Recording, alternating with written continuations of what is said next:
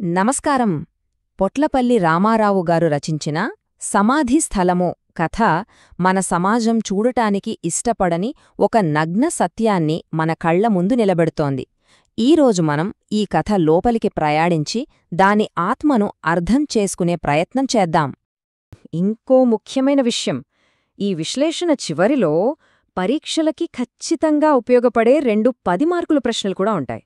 అందుకని చాలా జాగ్రత్తగా వినండి, చివరి వరకు తప్పకుండా నాతోనే ఉండండి. అసలు ఈ కథలోకి వెళ్లే ముందు ఇంత గొప్ప కథ రాసిన రచయిత గురించి కొంచెం తెలుసుకోవాలి గదా. ఆయనే పొట్లపల్లి రామారావు గారు. ఆయన కేవలం కథలు రాసే రచయిత కాదు, ఆయన అక్షరాల్నే ఆయుధాలుగా చేసుకున్న ఒక పోరాట యోధుడు. మన తెలంగాణ గడ్డమీద పుట్టిన తొలితరం కథకుల్లో ఒకరు. తన రచనలతో నిజాం నిరంకుశ పాలనను గడగడలాడించారు. ఆయన జైల్లో ఉన్నప్పుడు రాసినవే జైలు లోపలి కథలు. అందులోంచి వచ్చిన ఒక ఆణిముత్యమే మనమిప్పుడు మాట్లాడుకోబోతున్న సమాధి స్థలం కథ. ఇక కథలోకి వస్తే, ఈ కథ మొదలయ్యేదే ఒక చిత్రమైన సన్నివేశంతో. మన కథానాయకుడు తన మేధస్సు ముందు ఈ ప్రపంచం చాలా చిన్నదని విర్రవీగుతూ ఉంటాడు. కాని ఆ గర్వం ఎంతసేపు నిలుస్తుంది? ఆర్ట్ గ్యాలరీలోని గొప్పవాళ్ల చిత్రపటాలను చూస్తూ, సమాజంలోని లోపాలను విశ్లేషిస్తూ తనలో తానే మురిసిపోతున్నాడు. ఆ క్షణంలో తన చుట్టూ ఉన్న కఠోర వాస్తవికతను, చివరికి తన పేదరికాన్ని కూడా పూర్తిగా మర్చిపోతాడు. కాని అతని ఆ మేధోపరమైన అహంకారం ఒక్కసారిగా బద్దలు కాబోతోంది.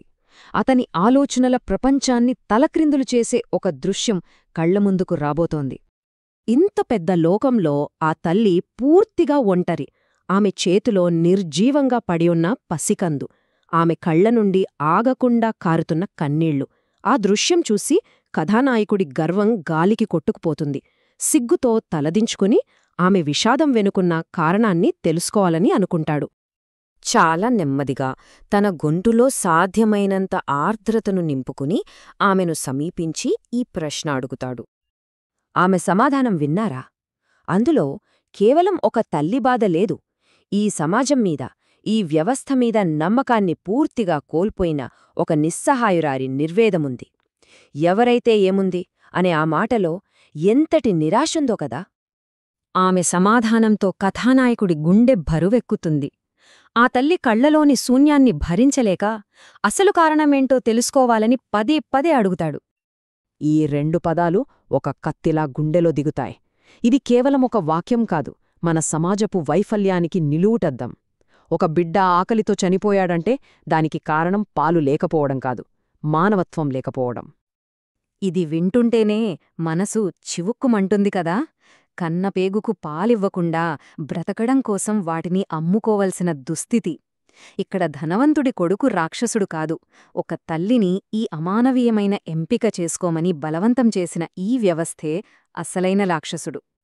ఆ తల్లితో పాటు కథానాయకుడి ప్రయాణం జీవితపు చివరి మజిలి అయిన సమాధి స్థలానికి చేరుకుంటుంది. ఇక్కడ కథలోని అసలు విషాదం దాని పరాకాష్ఠకు చేరుకుంటుంది. బ్రతికున్నప్పుడే కాదు, చనిపోయాక కూడా ఈ అంతరాలు మనుషుల్ని వదలవని తెలుస్తుంది.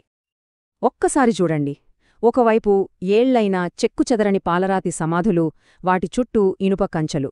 మరోవైపు చూస్తే కనీసం గుర్తుకూడా పట్టలేని మట్టి దిబ్బలు, పిచ్చిమొక్కల మధ్య కనిపించకుండా పోయిన గోరీలు. ఎంత దారుణం! మరణంలో కూడా ఇంత వివక్ష! ఈ దృశ్యాన్ని చూసిన తర్వాత కథానాయకుడి మదిలో మెదిలిన ఆలోచన ఇది. ఎంత నిజం కదా. బ్రతికున్నప్పుడు వాళ్ల సంపదతో పేదలను అణిచివేస్తారు, చనిపోయాక వాళ్ల సమాధులతో కూడా ఈ పేదల స్థలాన్ని ఆక్రమిస్తారు. సరే, ఇక మనం ఈ విశ్లేషణకు ముగింపు పలుకుదాం. కథ సారాంశమేంటి? చివరికి రచయిత మనకు ఏం చెప్పాలనుకుంటున్నారు?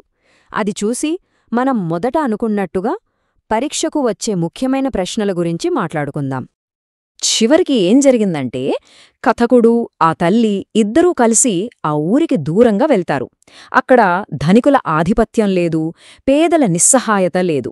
ఎవరి ఆంక్షలూ లేని ఆ ప్రశాంతమైన చోట ఆ పసికందును జాగ్రత్తగా భూదేవి ఒడిలో ఉంచుతారు. ఇక్కడే ఉంది అసలైన సందేశం. ఎక్కడైతే ఈ అధికారాలు, అంతరాలు ఉండవో అక్కడే నిజమైన మానవత్వం బతుకుతుంది. ఈ కథ మనల్ని కొన్ని చాలా తీవ్రమైన ప్రశ్నలతో వదిలేస్తుంది. ఇంతకీ ఈ కథ మనకు ఏమి నేర్పాలనుకుంటోంది? నేటి తరానికి ఈ కథ ద్వారా రచయిత ఇస్తున్న సందేశమేంటి? ఒక్కసారి ఆలోచిద్దాం. ఈ కథ ప్రధానంగా మనకు చెప్పేది ఒక్కటే. మన సమాజంలో ధనికులకు, పేదలకు మధ్య ఉన్న అంతరం ఎంత భయంకరంగా ఉందో చూపిస్తుంది. మానవత్వానికి విలువ లేకుండా కేవలం డబ్బుకే విలువనిచ్చే ఈ వ్యవస్థ ఎంత ప్రమాదకరమో హెచ్చరిస్తుంది. ముఖ్యంగా నేటి యువత ఈ కథను అర్థం చేసుకోవాలి. కేవలం సానుభూతి చూపించి వదిలేయడం కాదు. ఇలాంటి అసమానతలు మన చుట్టూ ఎక్కడున్నా వాటిని గుర్తించాలి, ప్రశ్నించాలి. ఎందుకంటే రేపటి సమాజాన్ని నిర్మించాల్సింది, మార్చాల్సింది మీరే.